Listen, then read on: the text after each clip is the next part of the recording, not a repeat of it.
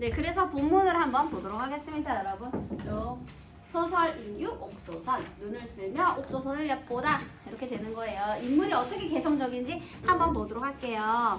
앞부분의 줄거리에서 평안도 관찰사의 아들이 관기인 자랑. 오라, 주인공이 옥소선인데요. 신분이 뭐예요? 관기가 뭐야? 관기. 관청에 소속된 기녀야, 얘들아. 기녀예요, 기녀. 신분이 아주 미천하죠. 그런데 여기서 관찰사야, 평안도 관찰사의 아들이래잖아. 친하게 지냈대요. 그러다가 한양으로 돌아가게 되었답니다. 자, 옥소선하고요. 그 다음에 여기에 도령으로 나오는 그 생, 관찰사의 아들.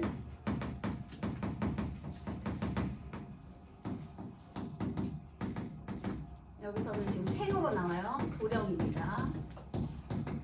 네. 그래서 옥소선이랑 생이요. 이거 처음에 근데 여기 간단하게만 돼 있잖아. 근데 이 앞부분도 중요한 게 이 관찰사가요. 얘를 유흥 자리에 불러요. 아들을요. 둘이 춤추게 시켜요. 심각한 거 아니에요? 그러니까 이 아빠도 개성적인 인물입니다. 개성적인 게 이 아니고 관찰사가 거의 둘을 이어주는 역할을 하는데요. 아들을 유흥에 참여시키든지, 그 다음에 둘이서 춤을 추게 시킨다든지. 그래서 둘이서 춤추다가 눈이 맞아요. 아니 뭐 탱고 춤추다가 사귀었어요 이런 거 아니에요? 아, 예, 춤추는 거야. 그래서 얘가 또 재주 많아요. 물론 신분은 미천하지만 굉장히 총명합니다.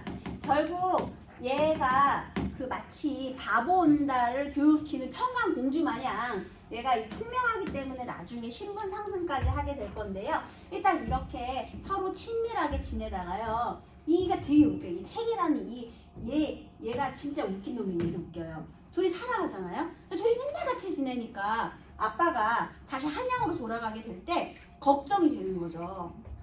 그래서 이렇게 아빠의 이제 말을 한번 풀어볼게요.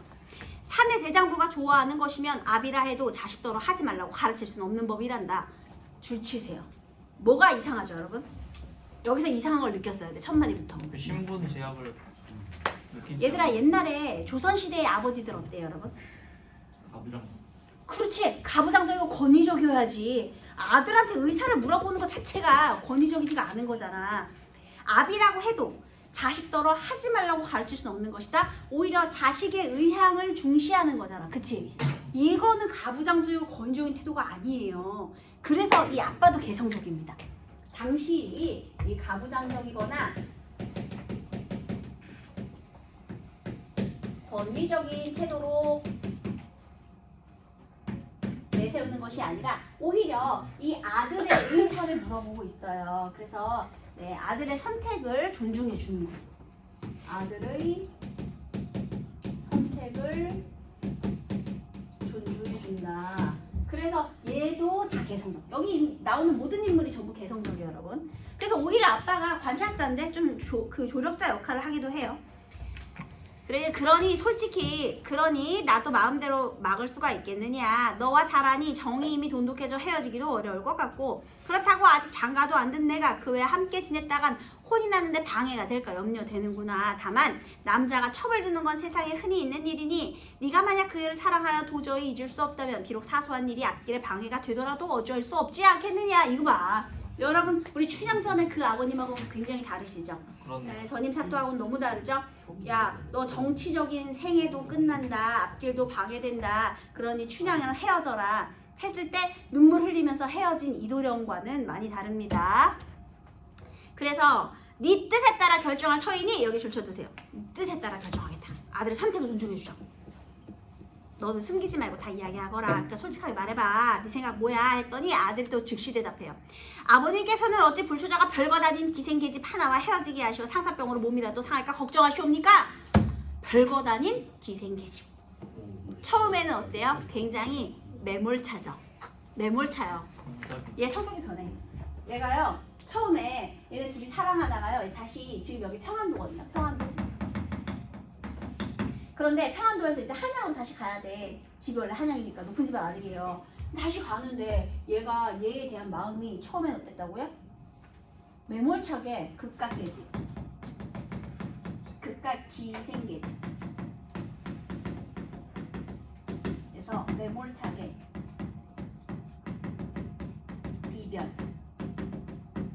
혜진이라는 도령님이 처음에 이렇게 해요.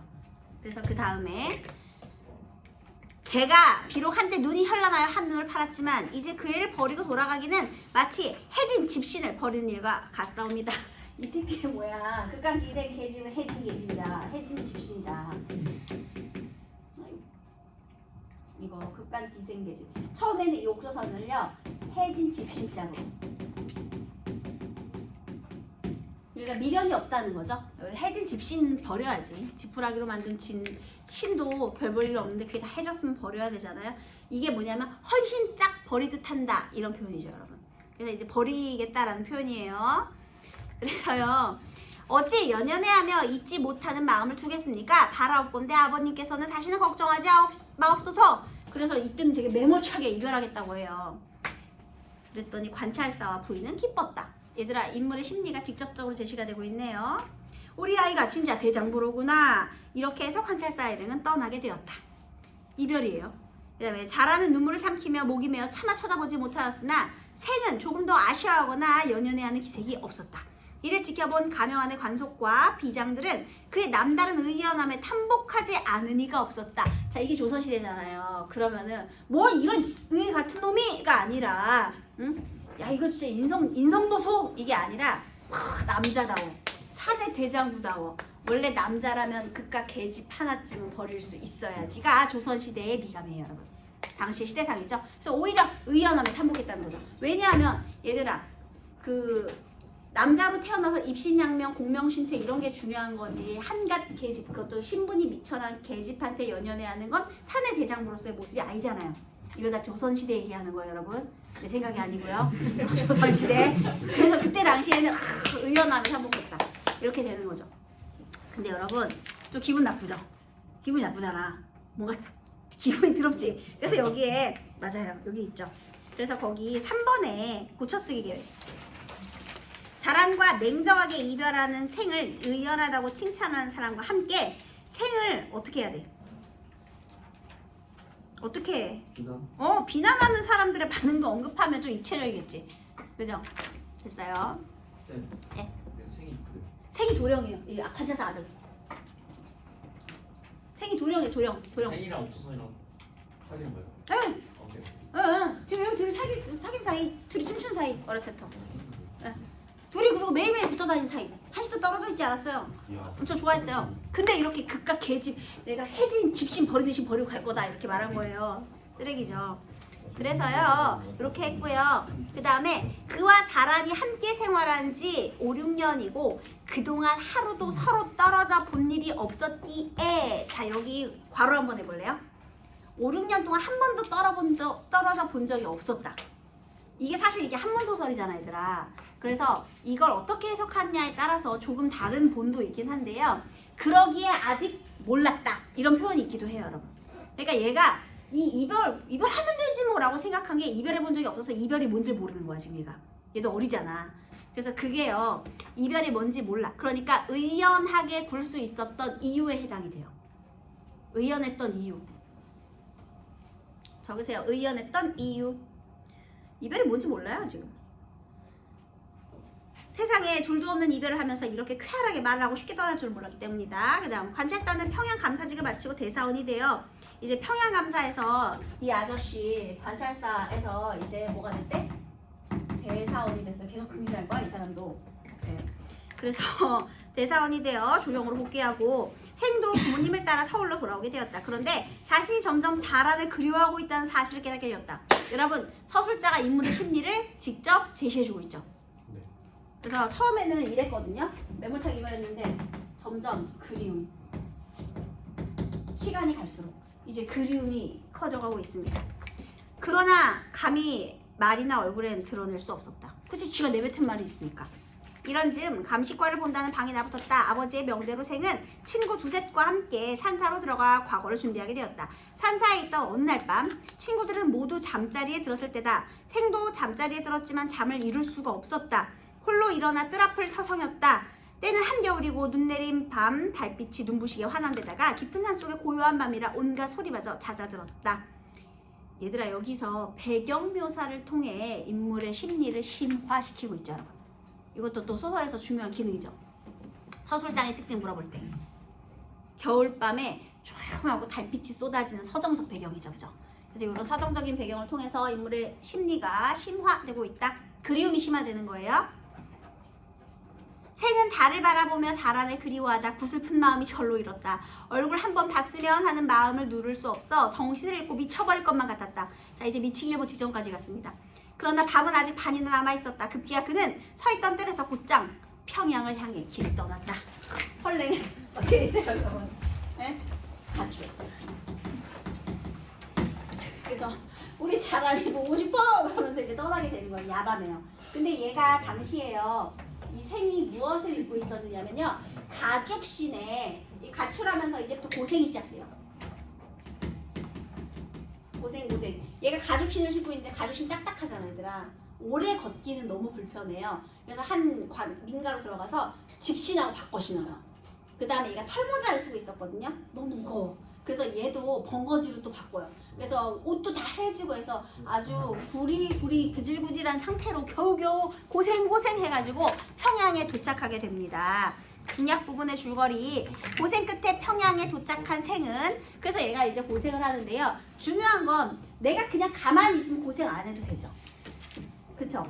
그런데 이런 고생을 해가면서 나도 내가 이 옥소선이를 보고 싶다는 거잖아. 그래서 갑자기요. 원래는 매몰차게 이별하는 대장부 이런 걸 대장부라고 할 수 있을지 모르겠는데 대장부다운 모습을 보였다면 이제는요. 애정 지상주의자가 돼요. 과거도 포기했잖아. 가출해가지고 애정 지상주의자라는 말을 썼습니다. 그러니까 여기는 사회적인 관습을 중시한 거죠. 사회적 관습 중시 했던 인물인데 이제 뭘 중시하게 됐어요? 다른 건 다 필요 없고 그냥 옥소선이랑 같이 있고 싶다는 마음 하나로 밤길을 걷고 걸어가지고 야 평양까지 가려면 얼마나 고생했겠냐. 하나에서 평양 걸어갔다고 생각해봐야 되나. 이게 뭐 하루아침에 갈 수 있는 거리도 아니고요. 걷고 걸어가지고 아주 고생 끝에 간 거예요. 그래서 얘가 사회적 관습을 중시하는 인물에서 애정지상주의자로 변모하게 되는 인물입니다. 이 다음에 더 웃겨요. 갔는데요. 얘가 관기잖아요. 그러면 여기 관찰사는 가고 다른 관찰사가 왔겠지. 그치? 그래서 얘가 또 그 관찰사의 그 자제를 또 모시고 있어요. 관기니까요. 자, 그 관찰사의 자제를 모시고 있는 다른 관찰사는 또 얘한테 호감을 갖고 있거든요. 그러니까 얘는 이제 떠나서 지금 배사원이 됐잖아. 그럼 다른 관찰사가 또 왔을 거 아니야. 그러면 그 관찰사에 또 아들이 있어요. 다른 관찰사예요. 다른 관찰사. 새로 부임한 그 아들이 또 얘를 이렇게 연모하고 있거든요. 그런데 예쁘고 총명하고 노래도 잘하고 춤도 잘 추고 다 잘하니까요. 그런데 이제 얘가 이제 그지코로 도착을 했잖아. 얘가 어떻게 했을 것 같아? 여기서 제목이 나옵니다. 일단 접근을 해야 될 거 아니야. 근데 이 관가기 때문에 함부로 못 들어가요. 그래서 지금 옷도 누더기겠다 해가지고 평범한 인부로 얘가 위장을 해요. 그래가지고 거기서 눈을 쓸러 들어간 거야, 마당에. 그래서 눈을 쓸면서 옥소선을 엿보게 됩니다. 그렇게 해서 만나요, 여러분. 그래서 제목이 눈을 쓸면 옥소선을 엿보다예요. 무슨 소리인지 아시겠죠? 고생 해가지고요. 결국 다시 평양에 돌아와서 얘가 평민으로 위장, 인부로 위장. 그래서 다시 눈을 쓸면서 옥소선을 엿보게 돼, 재회를 하게 되는 거예요. 자, 얘는 일단 신분이 이러하다 보니 자유롭지가 않잖아요. 그러면 얘네들이 할 수 있는 선택은 뭐야? 도망치기. 그렇지, 야반도주 해야죠. 야반도주 못 참지. 우리 야반도주.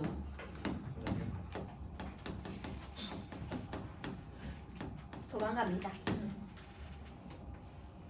자, 그래가지고요. 여기서 관찰사의 자제를 모시는 자라를 만난 둘이 멀리 도망가 정착하여 산다. 어느 날 생은 자란의 권유로 3년간 과거 공부에 전념한다. 자, 그런데 이제 도주를 했잖아요. 근데 얘가 지금 도망쳐온 상황이잖아. 부모하고도 연이 끊어진 상태예요. 뭐 먹고 살아? 그런데 여기서 우리 그냥 다 손가락만 빨고 살 거야? 안 되지. 얘 총명하잖아요. 그래서 얘가 어디서 막 책을 구해줘. 얘 책도 없거든요. 얘 그냥 신발도 다 버리면서 다 도망온 거잖아. 아무것도 없잖아. 그래서 얘를 야간 도주를 한 다음에 얘를요 또 3년간 공부를 시켜요. 그래서 과거 급제를 할 수 있는 내조를 하는 거죠. 급제를 시켰다고요? 맞아요. 얘 1등 시켜 1등. 뭘 알길래 못 했으면 독지를. 저만 전적으로 믿으셔야 합니다 했겠지. 네, 그럼. 그래서 내조를 대치는 기가 막히게. 많이 그러니까 여기서 마치 꼭 바보 온날과 평강공주 같은 느낌도 있죠. 그래서 얘도 입체적이죠. 주체적이잖아. 옛날 사람 치고는 막 도망도 치고요. 관기인데. 그래서 여기 있는 인물들이 이렇게 다 입체적인 인물이고요. 그 다음 다시 이때 마침 나라에서 알성과를 치른다는 소식이 들렸다. 자라는 마침내 권량을 준비하고 여행 채비를 단단히 하여 생에게 과거를 치러 떠나라고 하였다. 생은 걸어서 서울에 올라와 성균관의 과장으로 들어갔다. 어가야 친히 행차하여 표제를 내었다. 표제를 받은 생은 샘솟듯 하는 생각을 일필휘지로 금세 다섯서 제출하고 나왔다. 방이 나오고 임금이 어좌에서 뜯어보게 하였더니 장원은 생이었다. 1등한 거 1등. 전국 1등이죠. 장원급제니까. 생의 아버지는 이조 판서로서 이 아빠 그 사이에 또 출세했어. 이조 판서. 집안이 잘 돌아간다. 사람이 융통성이 있어야 돼. 그래야 이렇게 출세도 하는 거야. 그래서 계속 출세를 했습니다. 그래서 불러서 물었대요. 지금 장원을 한 자가 경의 자식인 것 같은데 다만 자기 아버지의 직함을 대사헌이라고 썼으니 무슨 까닭인고? 그러면서 시지를 꺼내 이조 판서에게 보여주도록 하였다. 생의 아버지는 살펴보더니 그 자리에서 물러나 눈물을 흘리면서 아뢰었다. 이 자는 신의 자식이 맞사옵니다. 3년 전에 친구들과 함께 산사에서 글을 읽다가 하룻밤 사이에 갑자기 종적을 감추어 끝내 찾을 수 없었나이다. 필시 맹수에 물려 죽었거니 하고 절 뒤편에다 허장을 쓰고 지금은 이미 탈상을 마쳤나이다. 원래 3년 후에 탈상하거든요. 산에서 신에게는 다른 자식은 없고 이 아이 하나뿐이었는데 재주와 품성이 뛰어난 편이었사옵니다. 천만 뜻밖의 자식을 잃고 나서 슬픈 심정은 지금도 여전하옵니다. 지금 이 시지를 보니 과연 제 아이의 필적이 맞사옵니다. 자기 아들이라고 확신하는 계기가 뭐예요? 맞아요. 필적인 거죠. 도대체 글씨만 보고 내 아들이 맞사옵니다 하는 건 또 무슨 심정인지 모르겠지만 다 안답니다. 아이를 잃었을 때 신의 직함이 외람되게도 대사원이었기에 그렇게 쓴 것으로 사료됩니다. 자, 그럼 이제 여기서 아빠가 이조 판서로 승진했다는 걸 우리 생은 모르고 있다라는 거죠. 3년 동안 왕래가 없었으니까요. 하지만 이놈이 3년 동안 어디서 살다가 이번 시험에 응시했는지는 실로 모르겠나이다. 서로 3년간 소통이 없었다는 겁니다. 이 말을 듣고 신기하니라고 하며 인견하였다. 이제 그래서 물어봤더니 이러이러한 일이 있었다. 그래서요 옥소선이 정실 부인으로 원래 관기였잖아요. 얘가 과거급제 한 다음에 정실 부인이 됩니다. 와우, 신분 상승. 이 총명한 덕에 남편 내조를 잘한 덕에 신분 상승의 꿈을 이루는 인물이에요. 그래서요 주제는 신분을 초월한 사람.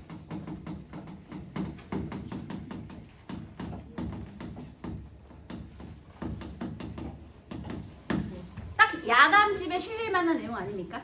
그죠? 민간에서 떠도는 이야기로 딱 흥미 위주의 이야기겠죠, 그죠? 그래서 참 처음에 이것도 재밌잖아. 처음에는 그깟 개집 막 이러더니 갑자기 너무 그리워하더니 도망가가지고 가출해가지고 다 포기하고 나 사랑 하나만 보고 갈게 해가지고 사랑 하나만 보고 여기까지 왔는데 또 얘가 남편을 내조를 잘해가지고 자원급제까지 시키고 신분상승까지 시키고 딱 그 평민계층이 좋아하는 그런 단순한 구성으로 막장 드라마 식으로 되어 있죠. 그렇죠? 1번 윗글에 대한 이해로 적절하지 않은 것은 1번 생의 부모는 생이 거짓말을 하는 줄 알면서도 일부러 속아 넘어갔다. 얘 거짓말하고 이거 버리겠다고 한 거? 아니지. 그냥 몰랐던 거예요. 그래서 이게 틀렸네요. 생은 한밤중임에도 밝은 달빛에 의지하여 산사를 떠나 밤길을 나섰다. 밤에 떠난 게 맞아요. 아버지와 헤어져 있는 동안 아버지가 이조 판서 되는 걸 몰랐고요. 생이 아버지의 직함을 잘못 알고 있는 걸 의아하게 생각했고요. 그다음에 필적을 보고 생존해 있는 것을 알게 되었답니다. 이 이야기에서 생은 자 2번 문제 볼게요. 다면적인 성격의 소유자이다. 그는 가까이 지낸 여인과 헤어지는 일을 해진 집신을 버리는 일이 빗댄다는 점에서 이 야멸찬 성격을 보여주면서도 그리운 여인을 만나기 위해 안온한 생활을 포기하고 고난의 길을 선택한다는 점에서 사랑의 가치를 숭상하는 인물이다. 그래서 이렇게 사회적 관심을 중시하는 인물에서 애정을 중시하는 인물로의 변모를 보인다. 그래서 개성적인 성격을 가지고 있다라는 것이 중요합니다. 여러분, 엄청 개성적이죠? 그 다음에요. 고쳐쓰기 계획 두 번째에서요. 생이 과장에 들어갔을 때 혹시나 하고 아버지를 찾는 장면을 추가하면 자신이 저지른 불효를 염두에 둘 채 얘는 뭐 두려운 마음이나 미안한 마음, 긴장된 표정 뭐 이런 거 해야 되겠죠. 그죠? 왜냐면 왜 불효야? 마음대로 가출했잖아. 야 3년 만에 아빠 얼굴 보면 얼마나 심장 걸리겠냐. 그지? 아빠가 나 혼내는 거 아니야? 뭐 이렇게 무섭기도 하고 두렵기도 하고 걱정도 되고 그러겠죠? 네, 자 여러분 그러면 오늘은 이제 소설 이제 이렇게 끝났고요.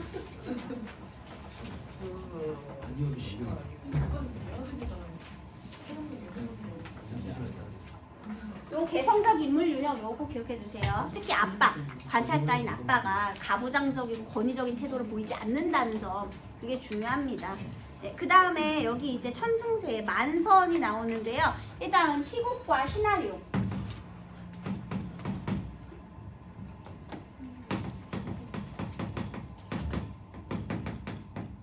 여러분 그거 아시죠? 희곡계에서 미투 터진 이후로 지금 희곡 시나리오가 지금 안 나온 지 꽤 됐어요. 그 미투 이후로 계속 안 나왔거든요. 그러니까 충분히 어느 해든 충분히 나올 수 있어요. 그래서 여기에 일단 그 희곡이나 시나리오를 잘 기억해 두시고요. 근데 희곡이랑 시나리오가 올해도 나올까 잘 모르겠는 게 그게 나오면 너무 난이도가 쉬워져요.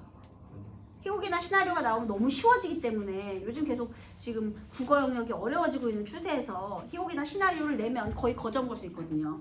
지면은 한계가 있어 얘들아. 우리 딱 16쪽이라는 건 정해져 있는 거야.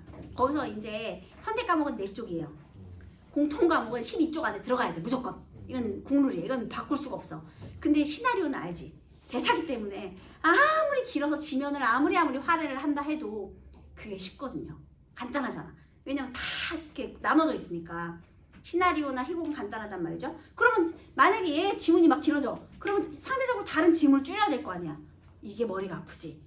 지면 안에 이게 다 안 들어가. 그러니까 여러 가지 복잡한 문제 때문에 희곡과 시나리오가 물론 나올 수는 있겠지만 얘가 나오기가 그렇게 또 쉽지만은 않을 거예요. 왜냐면 다른 지문을 줄여야 되니까. 그래서 만약 희곡이나 시나리오가 들어간다 그러면 난이도가 확 줄 수밖에 없어요. 다른 지문의 길이는 줄어들어야 되고 얘는 또 일단 쉬우니까요.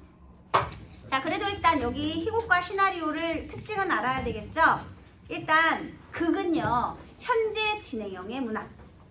그 다음에 현재화된 인생 표현, 행동의 문학 이런 말은 많이 들어봤죠. 지금 여기에서 펼쳐지는 우리들의 이야기니까요. 그쵸? 그래서요. 이 현재의 무대, 그러니까 무대 공연을 목적으로 하면 희곡, 상영을 목적으로 하면 시나리오가 돼요. 그쵸? 뭐 그런 거는 다 아실 것이고요. 소설도 이야기 문학이듯이 우리 극갈래도 이야기 문학인데요. 다만 극갈래는요. 갈등이 보다 더 치밀하게 구성이 돼요. 왜냐하면 안 그러면 우리 소비자들의 선택을 받을 수가 없거든요. 재미가 없잖아. 그치? 그래서 우리 요즘 또 고구마 전개 싫어하잖아요. 그러면 사이다 전개를 하려면 막장, 갈등의 요소가 더 많이 들어가야 되겠죠? 그래서 갈등이 중심이 될 수밖에 없고요. 결국은 인간의 삶을 축소해 놓은 게 이야기 문학이라고 한다면 짧은 시간 안에 그 이야기들을 다 보여줘야 되기 때문에 보다 갈등이 중심이 되는 문학이라고 하겠습니다. 그래서 문제 만약에 희곡이나 시나리오가 나오잖아요. 그러면 어떤 갈등과 그 갈등의 해소 과정이 중요해요. 뭐 소설도 당연히 마찬가지인데 특히나 갈등과 그 해소 과정이 중요한 게 바로 극갈래가 되겠습니다. 그 다음 여러분 이 희곡과 시나리오의 대사, 대화, 독백, 방백 요거 대사만 한번 볼게요. 이 극갈래에서요 대사 나머지는 뭐 중요하지 않은데 대사가요 우리 일단 인물이 둘 등장해서 하는 대화를 우리가 뭐라 그래요? 대사를 대화라고 하죠. 그 다음에 여기서 인물이 둘이 나누는 것, 그 다음에 혼잣말은요 상대방이 있으면 방백, 상대방이 없으면 독백이에요. 무슨 소리인지 알겠죠? 여기에 내가 혼자서 나만의 얘기를 해. 그러면 그건 독백이 되고요. 상대방이 있는데 안 들리는 것으로 약속을 하고 뭔가 다른 얘기를 하면 그거는 방백이 돼요. 왜 이런 장치가 필요했느냐? 우리 극갈래에는 뭐가 없죠? 소설에는 있고 극갈래에는 없는 것. 무엇일까요? 네. 네? 상상을 시옷! 연주해주는 거. 시옷! 지읒! 이야기를 전달하는 사람. 서술자. 소설은 서술자가 있고 그 다음에 얘는 없잖아요. 그러면 얘들아 이야기가 진행이 되는데 이야기의 전달을 소설은 서술자가 하거든요. 그러면 극갈래는 누가 해줘요? 인물의 대사와 행동을 통해 보여주잖아. 그래서 현재화된 문학이잖아요. 그죠? 얘는 서술자가 없기 때문에 한계가 있어. 그렇기 때문에 얘네들이 필요한 거야. 주로 방백은 왜 필요하냐? 왜 우리 그 주인공 시점이나 아니면 전지적 작가 시점에서 서술자가 심리를 대신 설명해 줄 수 있죠. 근데 서술자가 없다 보니까 내 내면의 심리를 얘기해 줘야 되는데 얘가 심리를 얘기를 못 하는 거야. 그래서 이 독백이 필요해요. 인물의 내면 심리를 주로.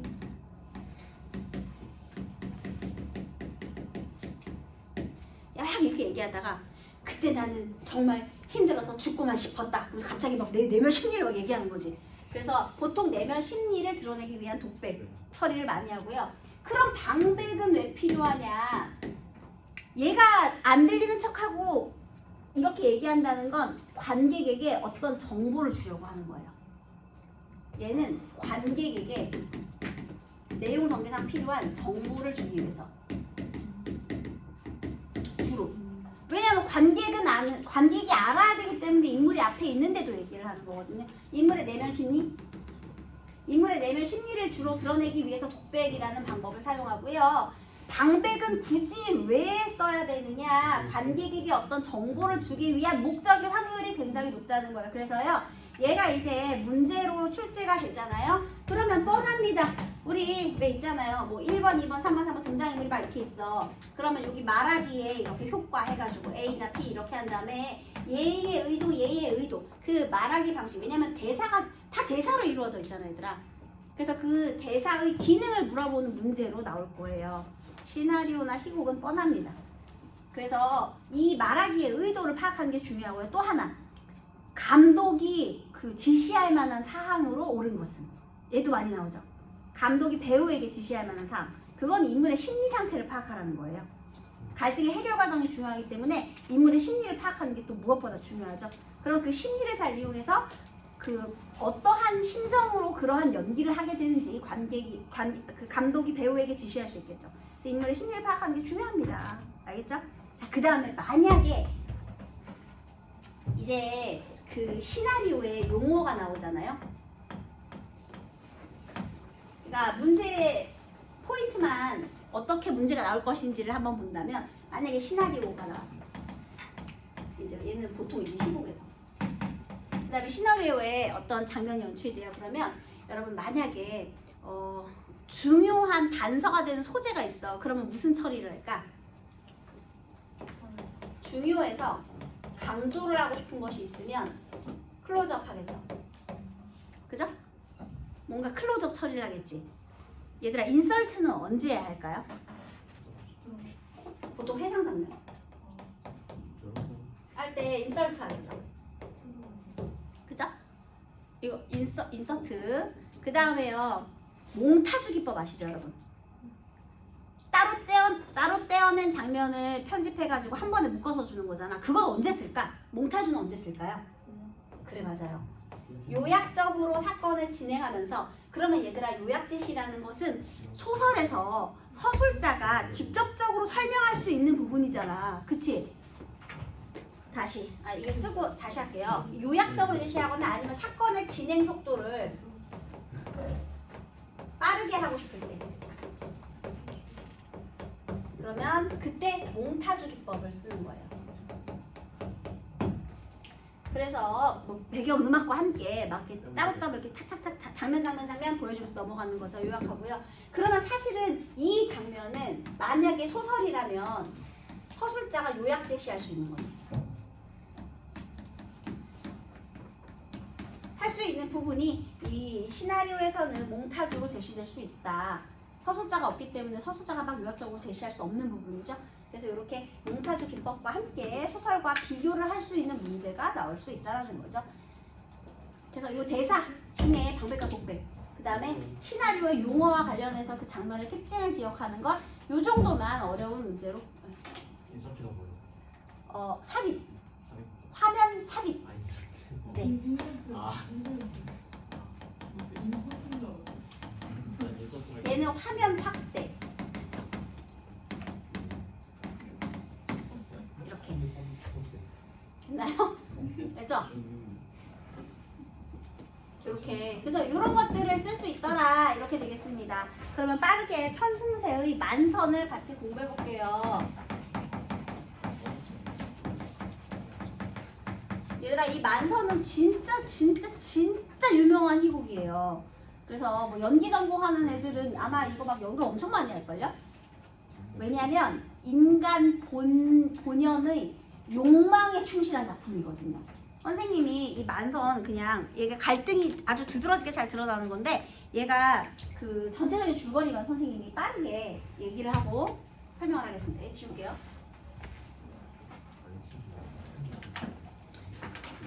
이제 바닷가 마을이라 이름들이 좀 독특해요. 곰치, 얘가 주인공인데요.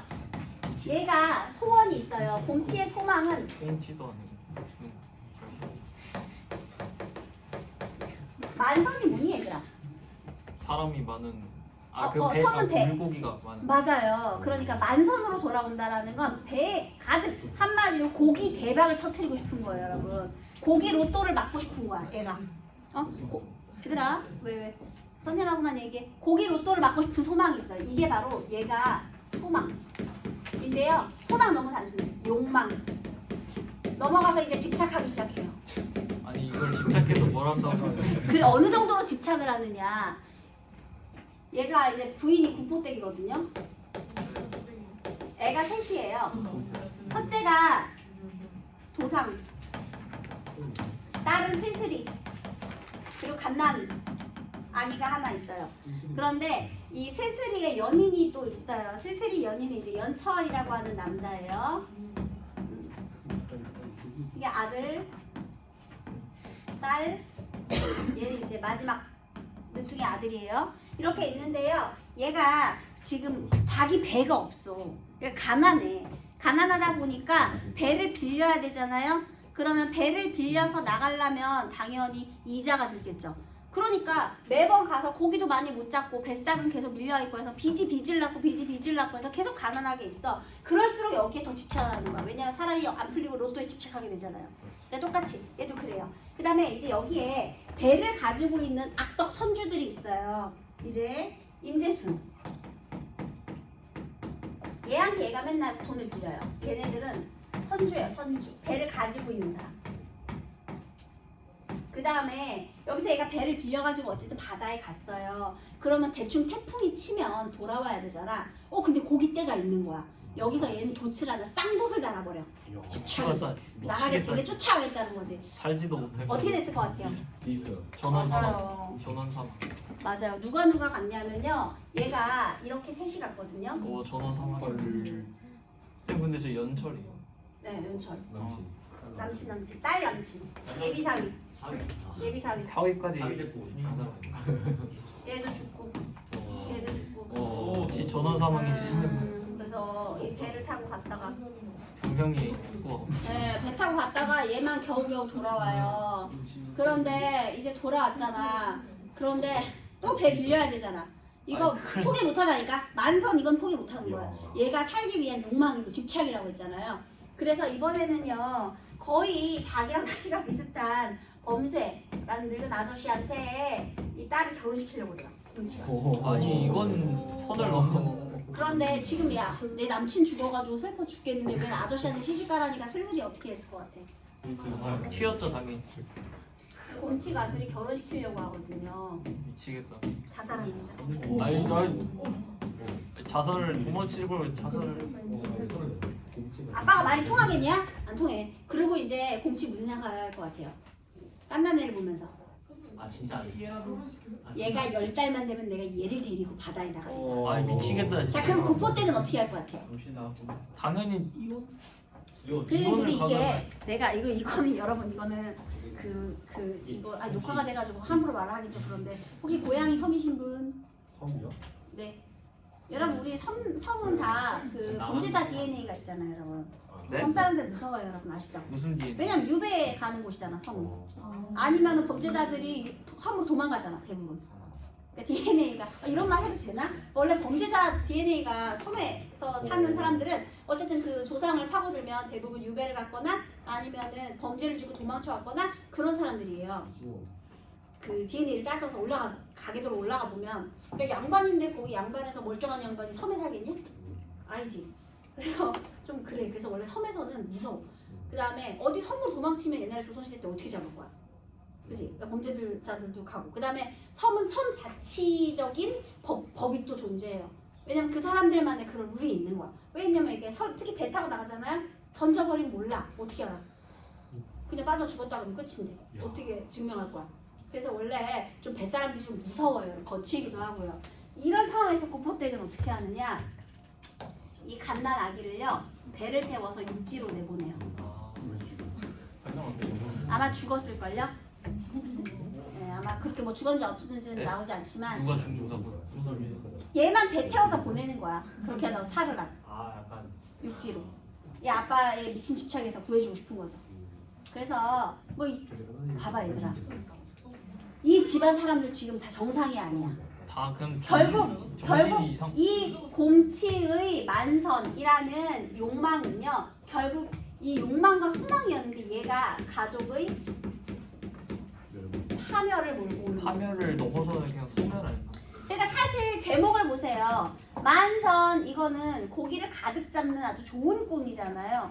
그런데 이 좋은 소망이 가족을 파멸로 이끄는 구조를 가지고 있다라는 게 되겠습니다. 여기에 나타난 갈등 구조를 빠르게 한번 볼게요. 일단은요.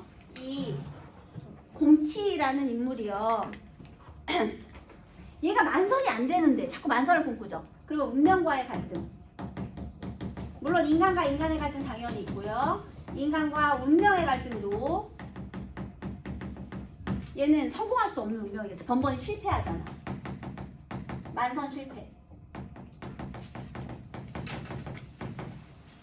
하는 갈등도 있고요. 그 다음에 인간과 자연과의 갈등도 있죠. 얘가 왜 자꾸 실패하겠니? 번번이 풍랑을 만나니까. 그래서 인간과 자연과의 갈등도 있고요. 네. 그 다음에 빈부 갈등도 있어요. 빈부 간의 갈등은 인간과 그 사회와의 갈등이다. 이 좋은 배 갖고 있는 놈들은 계속해서 고기 잘 잡고, 배 없는 것들은 고기 못 잡고 이렇게. 그래서 빈부 갈등도 있고, 그 다음에 내적 갈등도 있고, 다 있어. 완전히 갈등 부패야 여기. 갈등 맛집. 그래서 요 갈등의 요소를 파악할 수 있는 문제도 충분히 나올 수 있습니다. 만선이 나오면 무조건 갈등이에요. 만선에 집착하다가 가족을 파멸로 이끄는 이야기 이렇게 기억하시면 되겠습니다. 다 죽어. 알겠죠? 그럼에도 얘가 마지막에 깐난애기 10살만 되면 내가 바다에 나가리 끝까지 지 소망을 집착을 포기하지 못하죠 여러분. 그런 내용이죠. 여러분 혹시 피천등에 은전한 입 아세요? 아, 네, 그거. 네, 그 거지가요 돈을 모으고 또 큰 돈을 모으고 해가지고 은전 한 잎을 만들어요.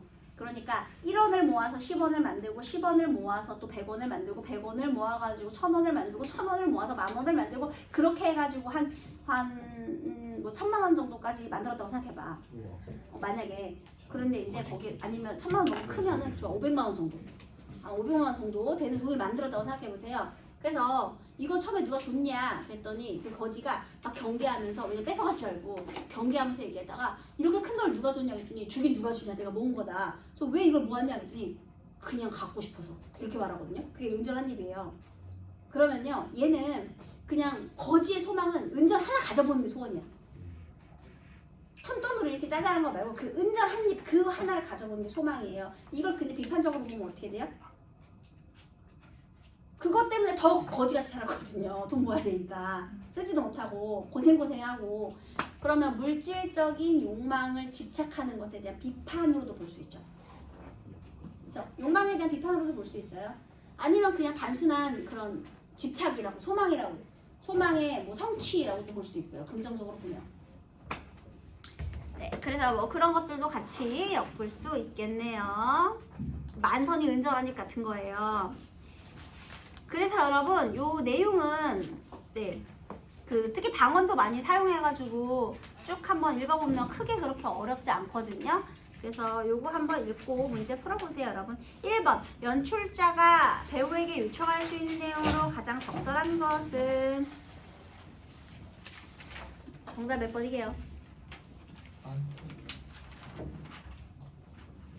네, 일단 3번이고요. 네, 2번은 OX5고 그다음에 만선이 이 어부의 소망을 나타내는 건데 그로 인해서 가족이 파멸된다. 그게 이제 아이러니적 구성이다. 뭐 이런 내용이거든요. 네, 여러분 이거 읽고 풀고 한번 답 맞춰보시기 바라겠습니다. 여기까지 할게요.